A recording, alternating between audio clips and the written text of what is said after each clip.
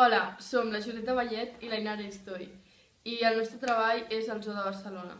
L'hem escollit a través d'una votació i hem escollit aquest tema bàsicament perquè és un tema que ens interessava molt a les dues i perquè buscàvem que el nostre treball de recerca tingués dos requisits.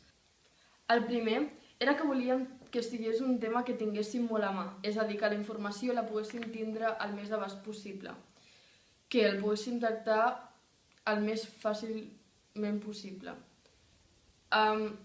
També volíem extreure d'aquest tema les nostres pròpies conclusions. I el segon era que aquest tema tingués una gran part pràctica per fer-lo més dinàmic. Per part pràctica ens referim a, per exemple, entrevistes amb associacions animalistes o defensors dels animals. Volem saber les seves opinions, ja que ells són persones que estan molt més especialitzades en aquest tema que nosaltres. També hem planejat una visita al zoo i, si pot ser, alguna entrevista a algun treballador perquè també ens doni una opinió des de dins.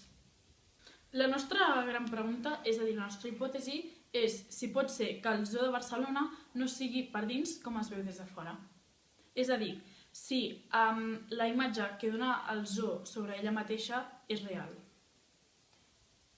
Els temes que volem abarcar en aquest treball de recerca és quin és l'estat dels animals en captivitat al Zoo de Barcelona, com cuiden els treballadors del Zoo de Barcelona els animals i quins són els avantatges i els desavantatges de tenir animals en captivitat i quines podrien ser les formes de tenir animals tancats en bon estat. El que pretenem amb aquest treball és bàsicament denunciar les injustícies que pateixen molts dels animals en captivitat tant al zoo com en altres recintes.